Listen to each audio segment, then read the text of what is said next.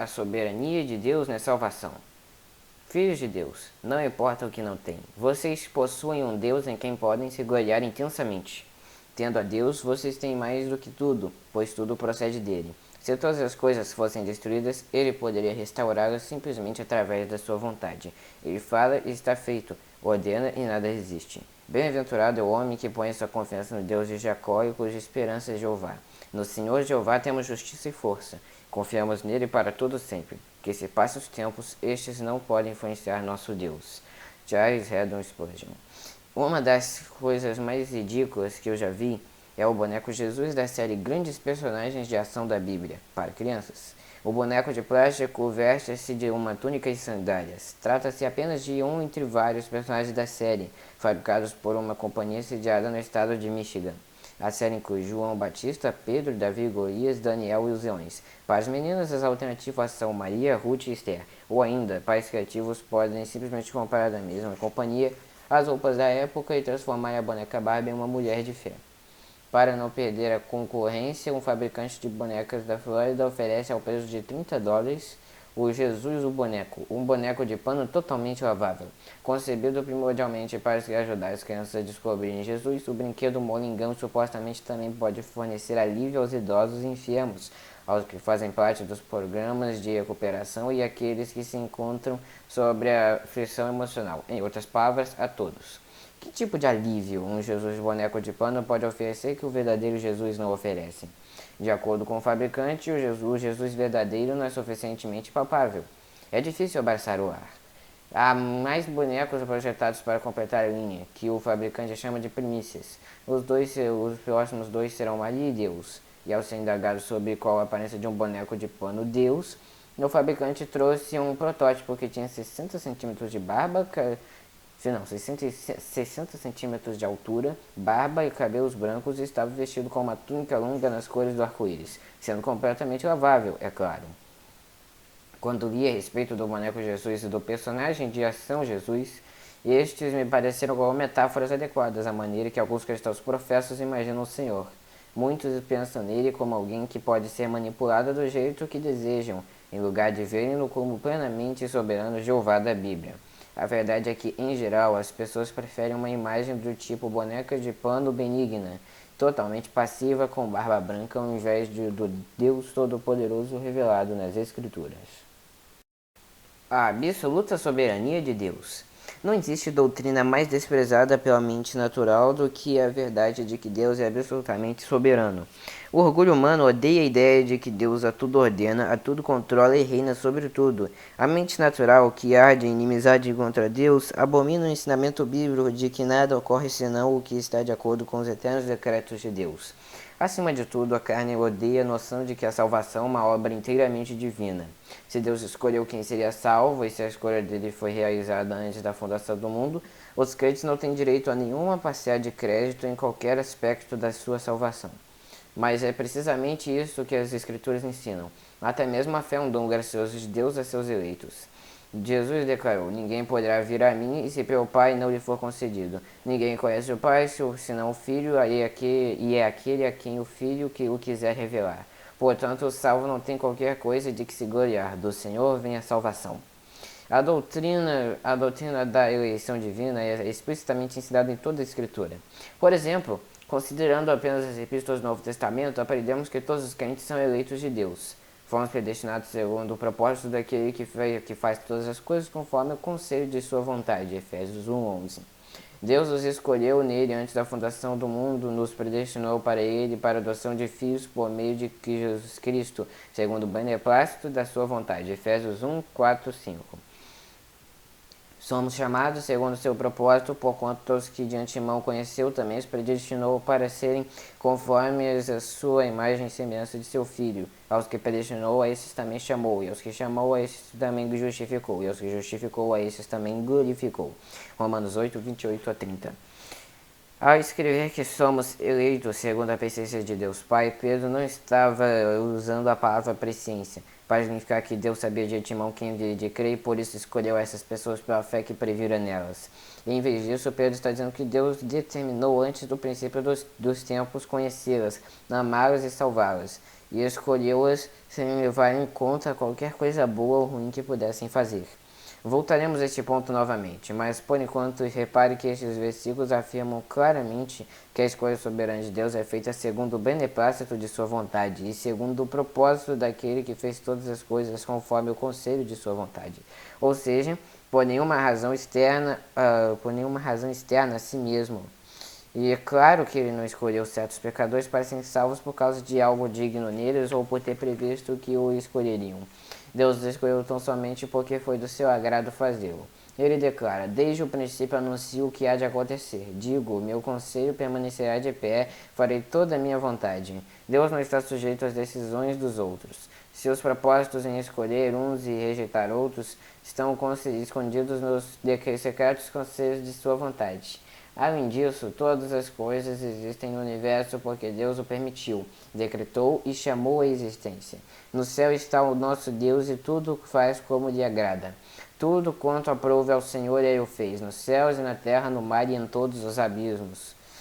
Deus faz todas as coisas conforme o conselho da sua vontade, porque dele, por meio dele e para ele são todas as coisas. Todavia, para nós, há um só Deus e o Pai, de quem são todas as coisas e para quem existimos, e um só Senhor Jesus Cristo, pelo qual são todas as coisas, e nós também por ele. O que diremos a respeito do pecado? Deus não é o autor do pecado, mas certamente o permitiu.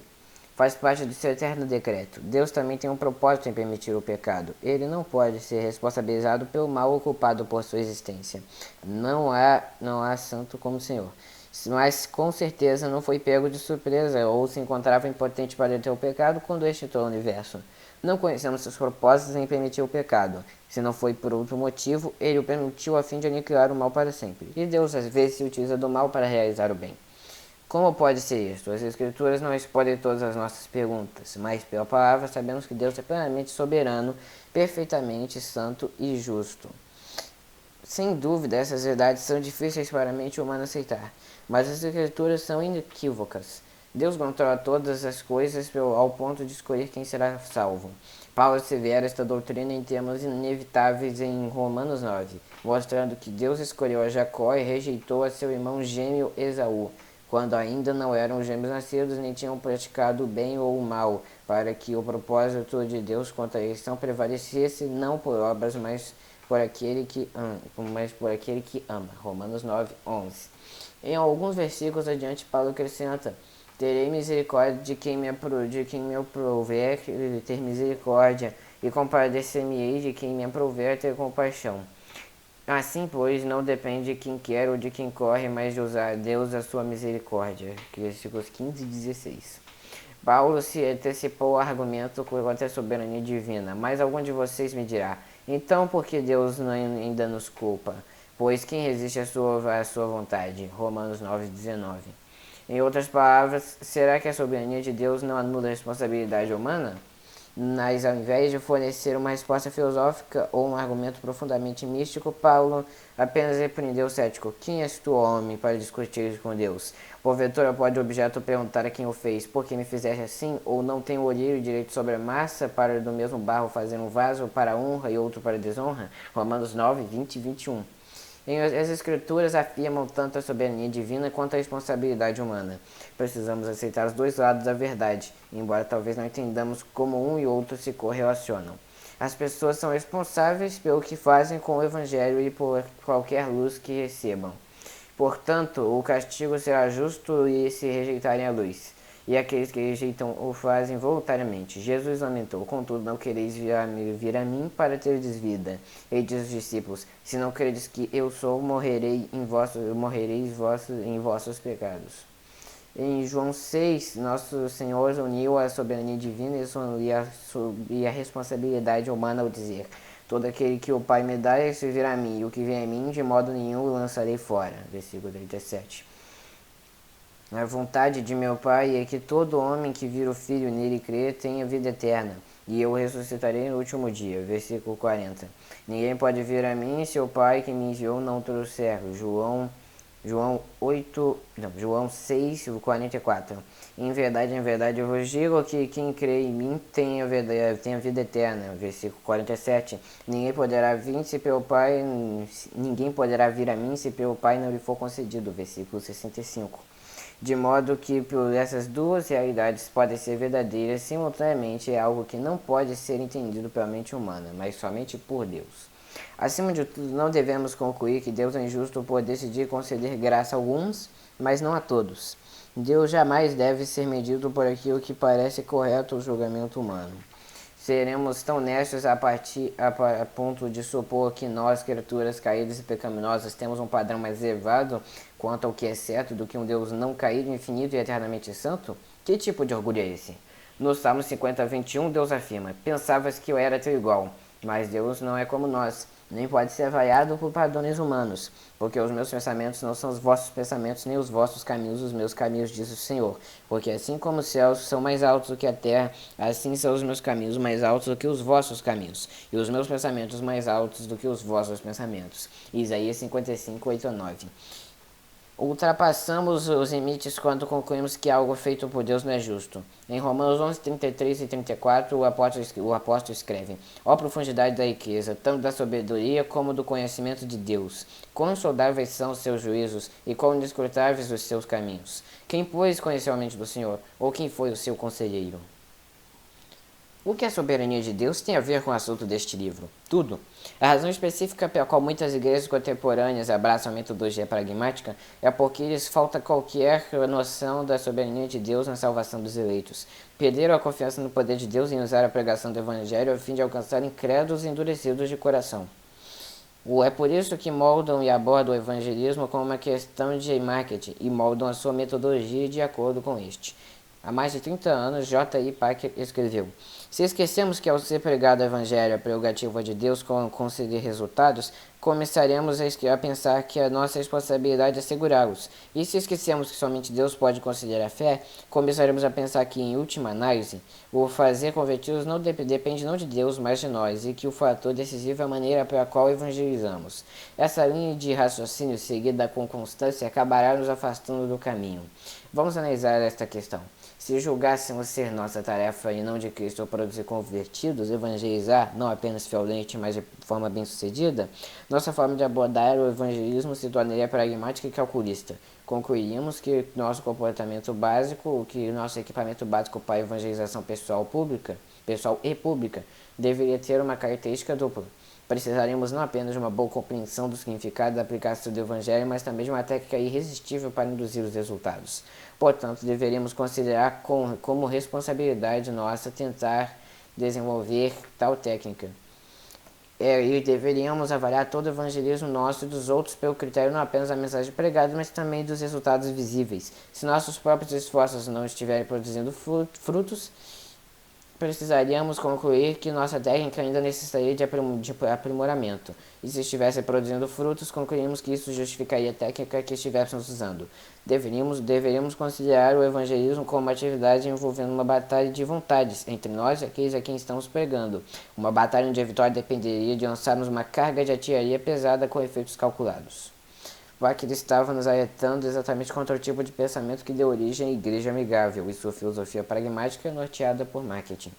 Na verdade, a forma pragmática de abordar o ministério não é uma coisa nova. Tem raízes profundas na história da Igreja norte-americana. A maior contribuição para isso não foi feita por Henry Emerson Fosdick, Norman Vincent Peale, Robert Schuller ou qualquer outro defensor contemporâneo do pragmatismo. Eles e outros seguiram a influência de outro homem, Charles Finney, um evangelista da primeira metade do século XIX. Charles Finney errou ao rejeitar o ponto de vista ortodoxo da eleição divina como sendo um exercício da soberania arbitrária. Rejeitou a doutrina da conversão como uma obra inteiramente de Deus, e em vez disso ensinou que a fé é fundamentalmente uma decisão humana e que a salvação é assegurada pela ação do próprio pecador em voltar-se para Deus. Embora o fundamental erro teológico de Finney tenha sido a rejeição da soberania de Deus, isso conduziu inevitavelmente a outros erros em seus ensinos. Ele concluiu que as pessoas são pecadoras por escolha, não por natureza. Finney acreditava que o propósito do evangelismo não era convencer as pessoas a escolherem diferenciadamente, ou como muitos dizem hoje, fazer uma decisão por Cristo.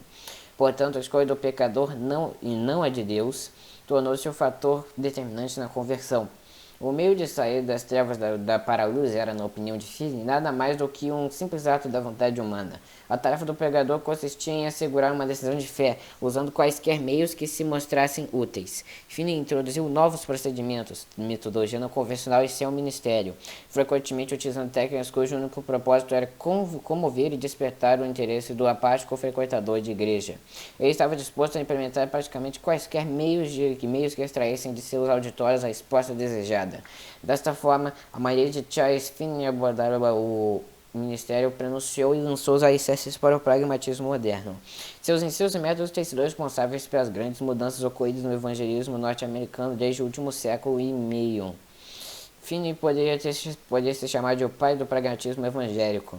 O ministério moderno, tirado por Marquette, é apenas uma culminação do movimento que Finney iniciou.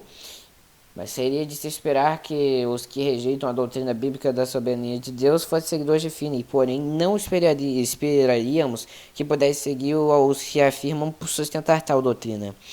O pragmatismo deles torna-se uma negação de sua teologia, uma espécie de esquizofrenia espiritual. A salvação vem do Senhor. Spurgeon lutou na controvérsia do declínio vários anos depois do apogeu de Finney, mas ainda se percebia a influência de Finney até mesmo em Londres. A teologia da reforma estava em acentuado declínio e a metodologia pragmática em alta. Spurgeon era frequentemente uma voz solitária, em especial contra a doutrina da soberania de Deus. Um dos contemporâneos de Spurgeon, Dale, em 1881, escreveu que o Sr. Spurgeon permanece sozinho entre os líderes modernos da não conformidade evangélica e sua fidelidade ao antigo credo calvinista. Quase todos os outros evangélicos influentes na Inglaterra haviam abandonado sua confiança na soberania divina.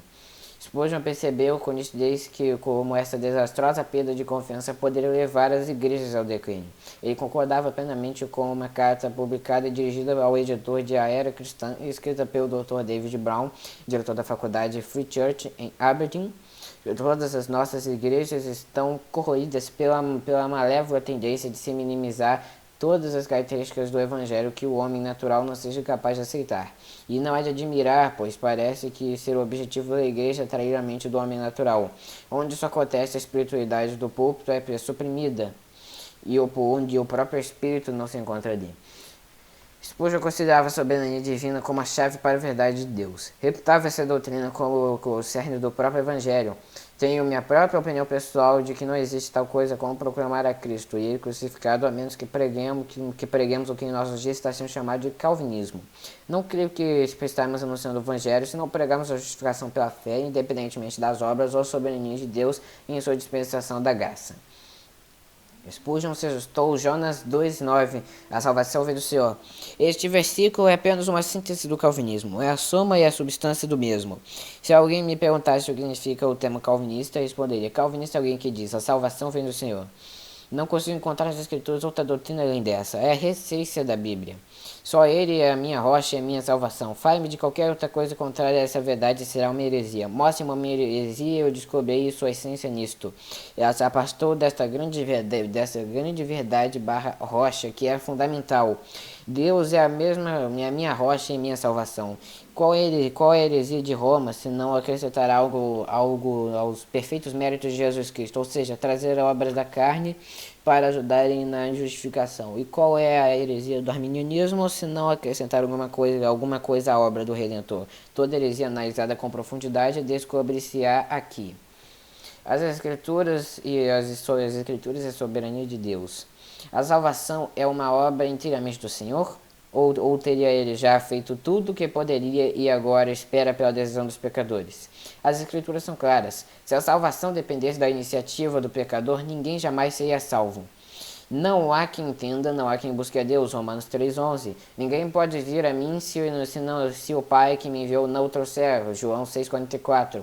O próprio Deus inspira a fé naqueles a quem ele destinou a vida eterna. Atos 13,48. Após esse inspirar, a busca começa como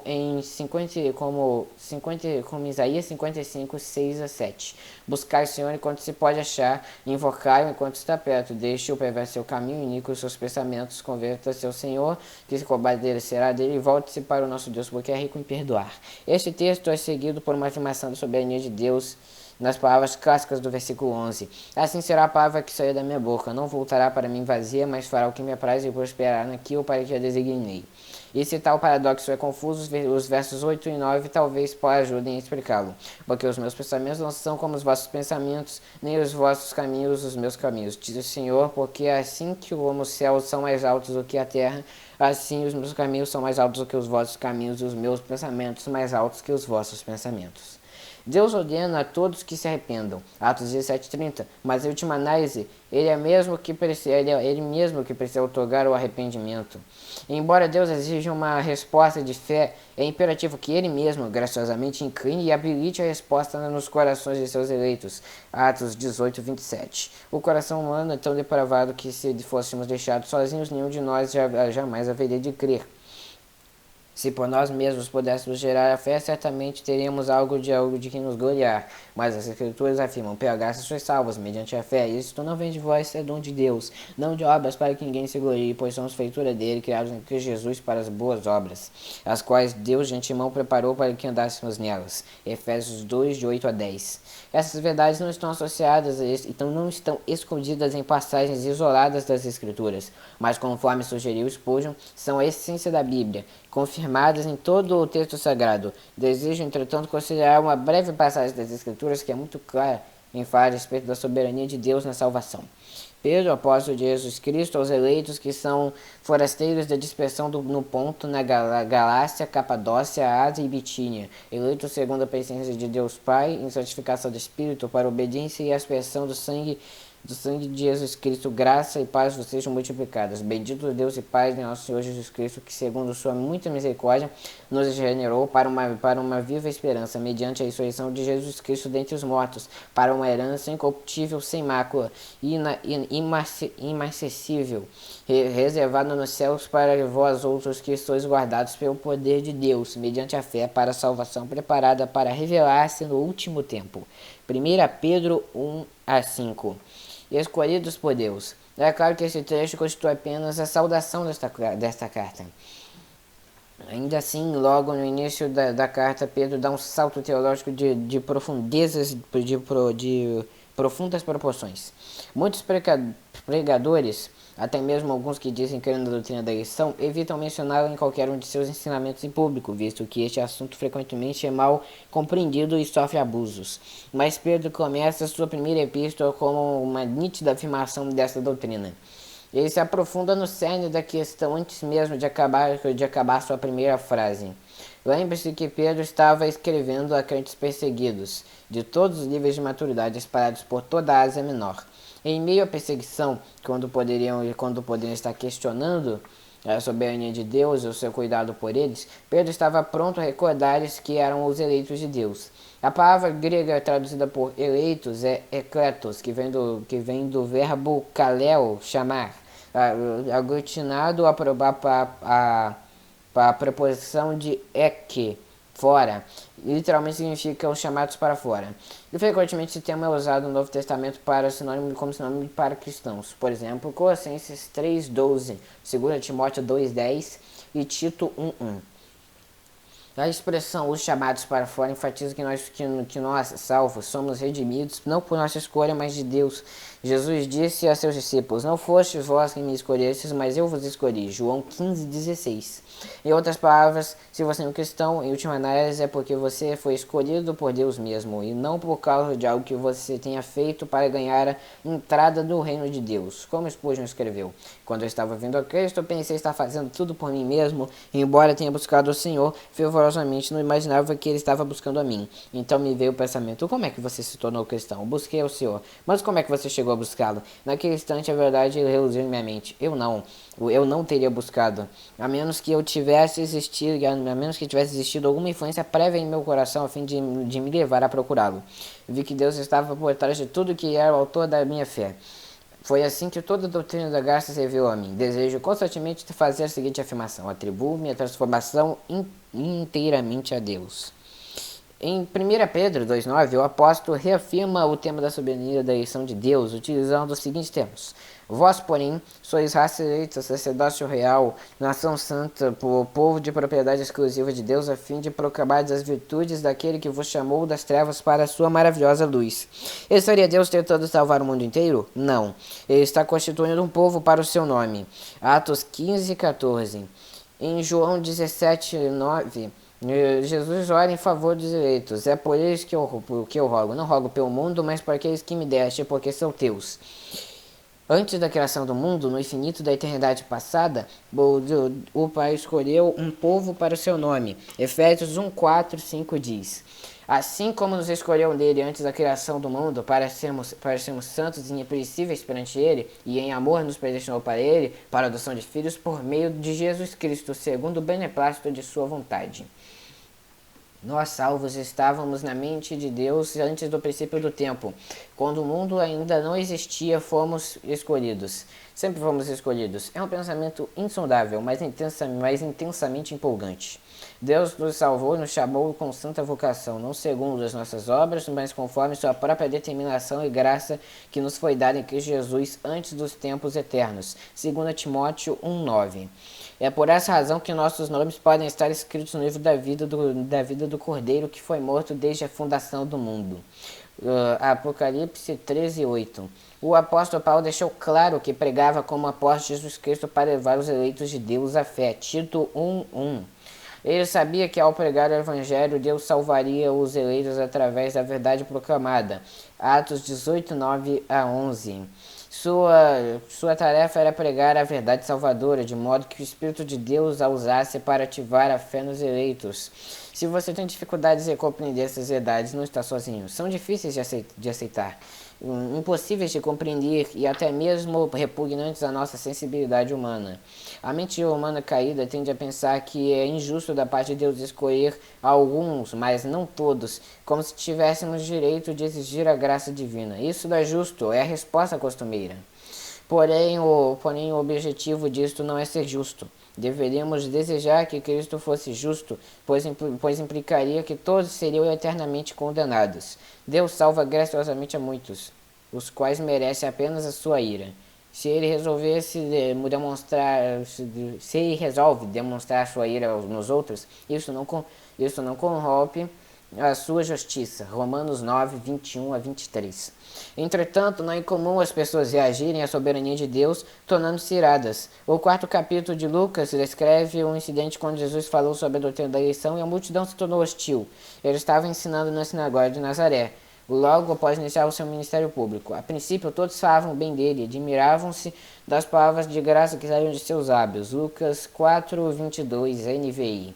Haviam sido informados sobre os grandes milagres que ele realizara em Cafarnaum e queriam ver os milagres semelhantes em Nazaré. Estavam maravilhados, obviamente, um tanto céticos, quanto ao fato de que alguém de sua própria comunidade tivesse poder para demonstrar tais sinais e maravilhas.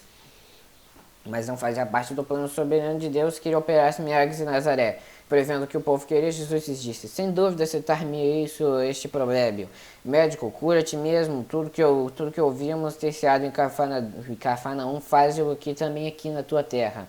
E prosseguiu: de fato, vos afirmo que nenhum profeta é recebido na sua própria terra. Na verdade, vos digo que muitas viúvas havia em Israel no tempo de Elias, quando o céu se fechou por 3 anos e 6 meses, reinando grande fome em toda a terra. E a nenhuma delas foi Elias enviado, senão uma viúva de Sarepta de Sidom. Havia também muitos leprosos em Israel no tempo do profeta Eliseu, e nenhum deles foi purificado, senão Naamã, o sírio. Lucas 4:23-27. Em outras palavras, Deus é soberano com relação a como, quando e onde manifesta a sua graça. Jesus não apresentaria um show de milagres porque estavam pedindo. Qual foi a reação da multidão? Aqueles que momentos antes pareciam tão gratos ouvindo essas coisas se encheram de ira e, levantando-se, expulsaram da cidade e o levaram até o cume do monte da colina sobre o qual estava edificada, para de lá o precipitarem abaixo. Não queriam ouvir a verdade, pois odiavam-na. Então extravasaram seu ódio contra o Senhor. Jesus, porém, passando por entre eles, retirou-se. O milagre que desejavam ver aconteceu sem que ao menos o percebessem. Jesus passou por entre eles e sobrenaturalmente escapou da turba. A escolha soberana é uma daquelas verdades que provam ser a Bíblia, a palavra de Deus. Não é uma verdade que a razão humana poderia ou acabaria inventando.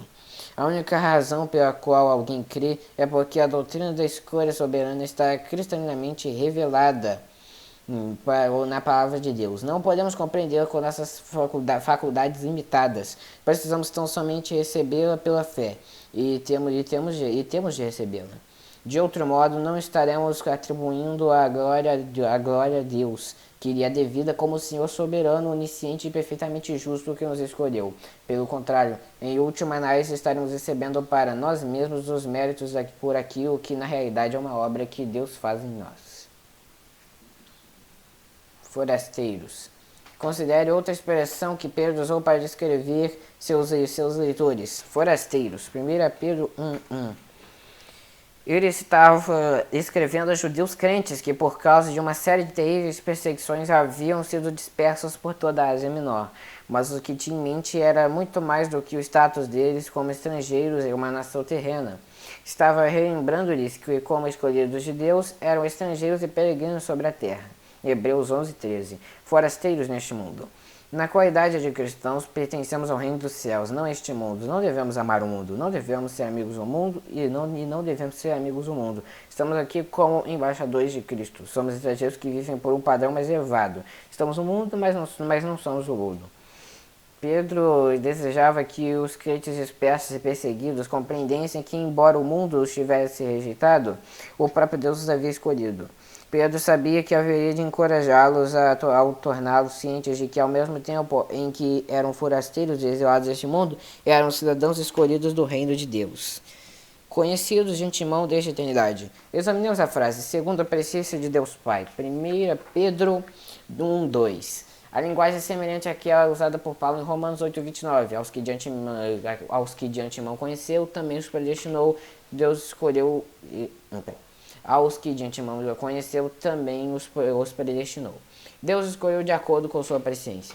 Como já observamos antes, disso não significa que Deus, assentado na eternidade passada, olhou através do tempo para ver o que faria. Então escolheu aqueles que ele antecipadamente viu que decidiram crer.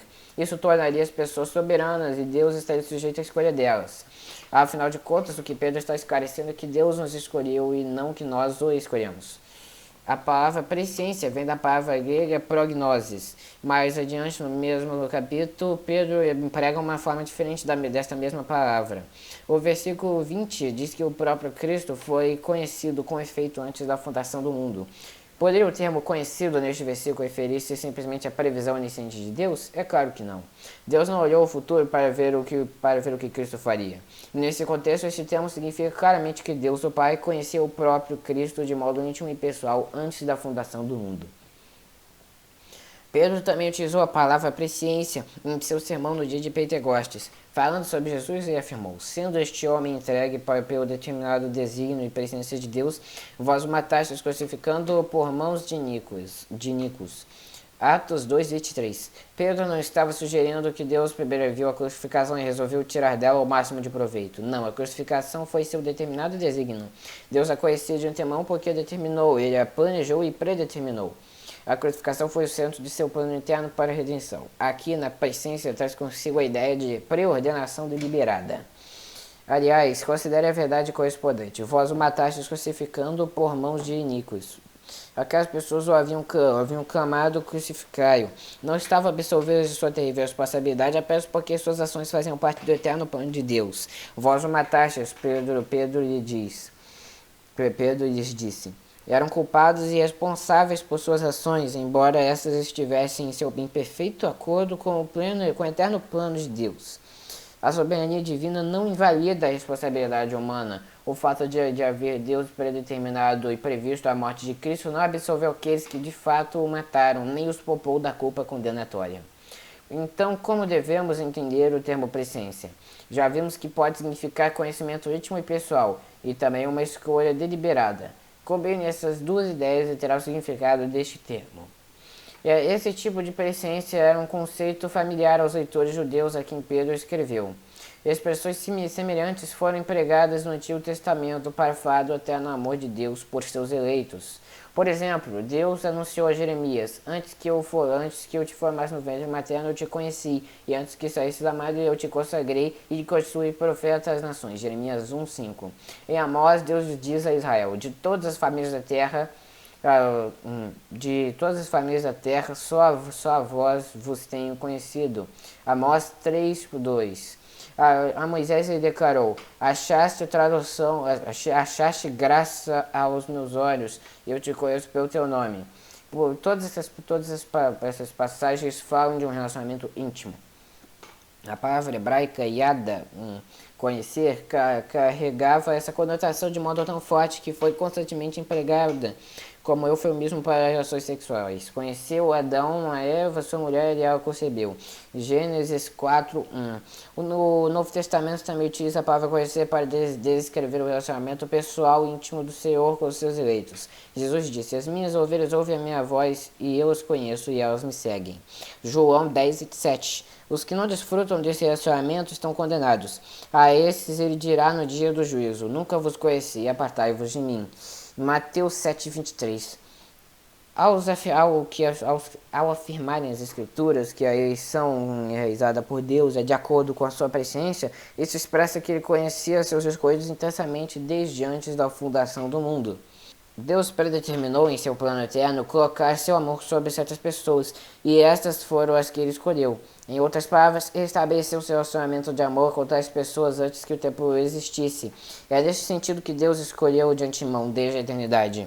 O autor de Hebreus chama esse plano de eterna aliança. Paulo relatou a Tito que todo esse plano salvífico foi prometido por Deus antes dos tempos eternos.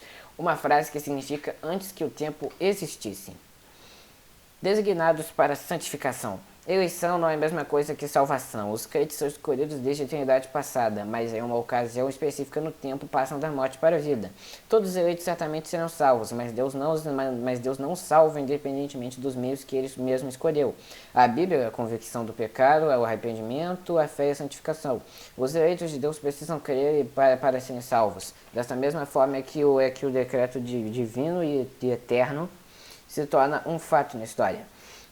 Pedro salienta essa verdade através da frase eleitos em santificação do Espírito. Neste versículo, ele faz uso do termo santificação não em seu sentido técnico, doutrinário, mas como uma expressão ampla que inclui cada aspecto experimental da salvação: arrependimento, fé, regeneração, obediência, santificação e tudo que o Espírito produz nos eleitos. Observe que é a santificação do Espírito. É a obra do Espírito nos separarmos do pecado, consagrar-nos e nos tornar santos. Ele está nos conformando à imagem de Cristo. Em 2 Tessalonicenses 2:13, o apóstolo Paulo utiliza a linguagem semelhante. Deus escolheu desde o princípio para a salvação pela santificação do Espírito e fé na verdade. Em outras palavras, todos os três membros da Trindade estão envolvidos no processo. Deus planejou nossa salvação. O Espírito Santo realiza nossa salvação. A santificação não significa perfeição, significa separação. Refere-se ao ato de ser separado do pecado e para Deus. Todo cristão é santificado. Por isso, Paulo pôde escrever a problemática igreja em Corinto. Mas foste santificados, mas foste justificados em o nome do Senhor Jesus Cristo e no Espírito do nosso Deus. 1 Coríntios 6:11. No presente, a separação do pecado constitui a direção de nosso ver e em algum dia significará a perfeição de nossas vidas. A santificação é tanto um acontecimento quanto um processo que dura por toda a vida. Já fomos e ainda estamos constantemente sendo separados do pecado e conformados à semelhança de Cristo. Não atingiremos a santificação ou perfeição final antes que a morte ou a segunda vinda de Cristo nos coloquem face a face com Ele. Quando ele se manifestar, seremos semelhantes a ele, porque haveremos de vê-lo como ele é. Em nenhum crente escapa deste processo. Conforme sugere a linguagem de Pedro, a santificação está tão intimamente ligada à eleição que as duas são inseparáveis. Desta forma, ele assevera que nenhum verdadeiramente escolhido de Deus pode esquivar-se do processo de santificação. Somos predestinados para sermos conformes à imagem de seu Filho. Seria uma contradição dizer que Deus escolheu uma pessoa para estar em Cristo, mas que começou a tornar essa pessoa santa. Contudo, hoje em dia, milhares professam ser cristãos, mas nunca experimentaram qualquer mudança em suas vidas. É melhor que essas pessoas empenhem-se ainda mais para consolidar a sua vocação e a eleição. A eleição soberana da parte de Deus abrange cada aspecto de nossa salvação do início ao fim. Ele é o autor e o consumador de nossa fé. Salvar-nos é obra totalmente dele, incluindo a presciência, a eleição, a regeneração, o arrependimento, a justificação e a santificação.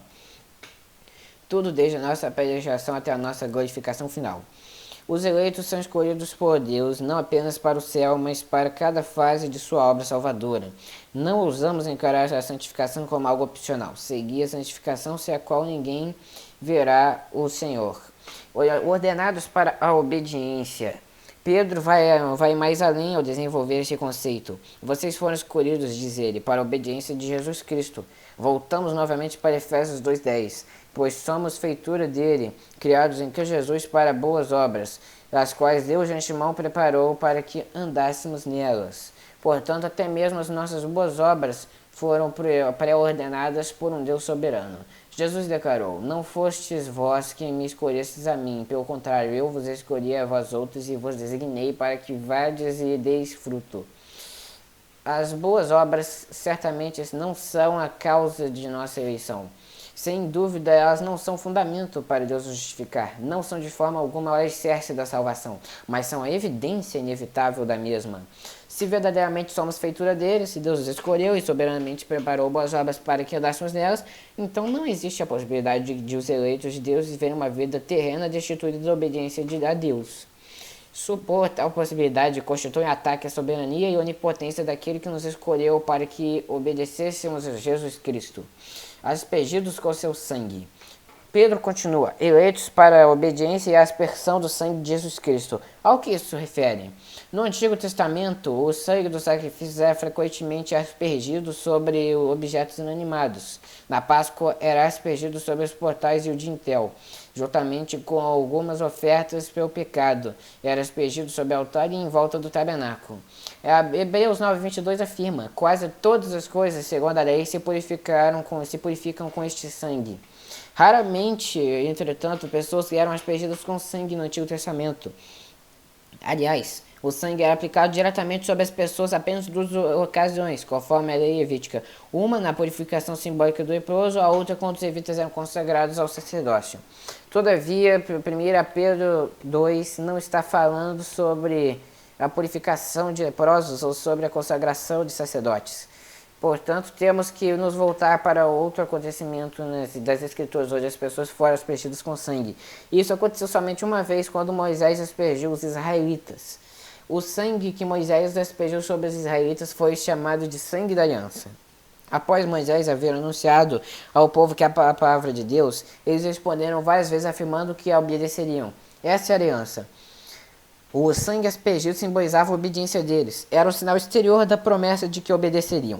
Moisés edificou um altar e sacrificou 2 novilhos. A metade do sangue daqueles animais foi aspergido sobre o altar, simbolizando a promessa de Deus em salvar e abençoar. O restante Moisés aspergiu sobre o povo, dizendo: eis aqui o sangue da aliança que o Senhor fez convosco a respeito de todas estas palavras.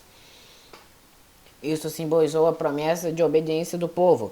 O sangue era necessário como selo da aliança, pelo que nem a primeira aliança foi sancionada com sangue, porque havendo Moisés proclamado todos os mandamentos segundo a lei, todo o povo tomou o sangue dos bezerros e dos bodes com água, lã, tinta escarlata e ísopo e aspergiu não só para o próprio livro, como também sobre todo o povo. Este aspergir simbólico do sangue de Jesus Cristo sobre os crentes que Pedro tem em mente nestes versículos, eleitos para a obediência e a aspersão do sangue de Jesus Cristo, significa que os eleitos, ao serem salvos, penhoraram a obediência ao Senhor que já lhes providenciara a salvação e bênção. Pedro está dizendo que Deus nos trouxe a sua aliança quando nos escolheu antes da fundação do mundo. Você percebe quão abrangente a soberania de Deus envolve a nossa salvação? Ele nos escolheu antes de haver tempo, nos amou com amor eterno e nos salvou. Ele nos designou para a santificação, nos ordenou para a obediência, estabeleceu sua aliança para conosco. Somos verdadeiramente feitura dele. Aplicando a doutrina da soberania divina. Com frequência, a doutrina da soberania de Deus é mal compreendida, aplicada erroneamente e sofre abusos. Muitos cristãos entendem que ela é muito profunda, confusa, difícil de entender ou ofensiva. Porém, ao invés de fugirmos dela, devemos correr para ela. Não precisamos temê-la, mas antes regozijarmos-nos dela. Esta doutrina esmaga o orgulho humano, exalta Deus e revigora a fé do crente. O que poderia ser mais encorajador do que saber que Deus está soberanamente no controle de toda a sua criação. O universo não está sujeito ao acaso, não há possibilidade do plano de Deus falhar. Sabemos que todas as coisas cooperam para o bem daqueles que são chamados segundo seu propósito. Essa é a promessa mais conhecida e querida de toda a Bíblia e se fundamenta da doutrina da soberania de Deus. Além disso, a doutrina da soberania de Deus deve ser uma motivação ao evangelismo. Sabemos que ao pregarmos ou testemunharmos, Deus tem seus eleitos que haverão de responder positivamente. Isso deve nos encorajar a sermos fiéis. A lição da desculpa para a inatividade. Aqueles que imaginam poder ficar ociosos, deixando que Deus de alguma forma mística salve seus eleitos, não entendem as Escrituras. Sem evangelismo, os eleitos não serão salvos. Como, porém, invocarão aquele em que não creram? E como crerão de quem nada ouviram? E como ouvirão se não há quem pregue? É por esta razão que devemos proclamar o Evangelho a cada pessoa, e podemos fazê-lo na confiança de que todo aquele que nele crê não perecerá, mas terá a vida eterna.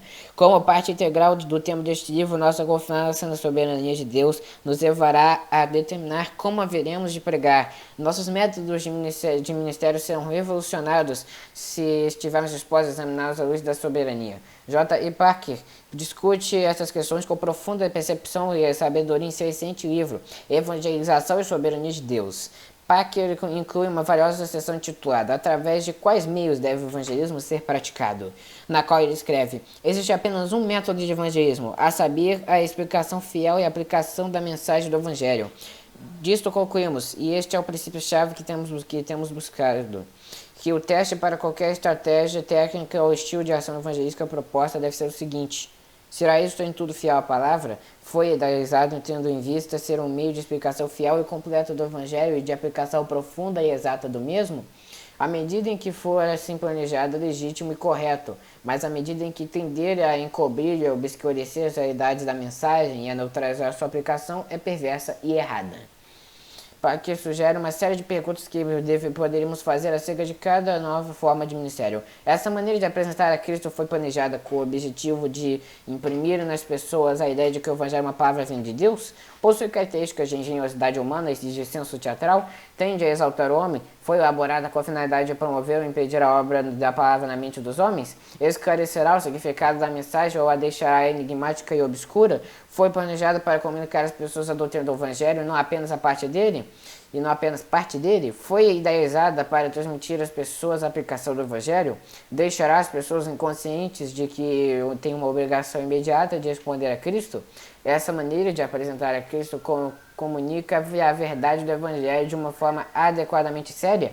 É calculada a fazer com que os ouvintes percebam que estão diante de uma questão de vida ou morte? Ajudará as pessoas a compreenderem que cair nas mãos de Deus é algo terrível? Ou é tão superficial, aconchegante e festiva que torna difícil os ouvintes entenderem que o Evangelho é um assunto que traz algum tipo de consequência? Fé na absoluta soberania de Deus libertaria a igreja do declínio do pragmatismo e do mundanismo. Conduziria a igreja de volta à pregação bíblica. Se os pregadores confiassem tão somente no poder de Deus e em sua palavra, não sentiriam necessidade de podar, adequar e amenizar a mensagem. Não imaginariam que podem utilizar meios artificiais e, por meio destes, induzir mais as pessoas à salvação. Não considerariam o evangelismo como uma questão de marketing, mas como, de fato, deve ser considerado a proclamação da revelação divina como o único meio pelo qual Deus Deus chama para si mesmo os seus eleitos, dependeriam mais do Evangelho, o poder de Deus para a salvação, e abandonariam os artifícios mundanos que a cada dia estão impelindo a igreja mais rápido e profundamente ao declínio. Ouça a inspirada palavra de Deus. Pois fostes regenerados não de semente corruptível, mas incorruptível, mediante a palavra de Deus, a qual vive e é permanente. Pois toda a carne é como erva, e toda a sua glória como a flor da erva, seca-se a erva, e cai a sua flor. A palavra do Senhor, porém, permanece eternamente. Ora, esta é a palavra que vos foi evangelizada. 1 Pedro 23 a 25.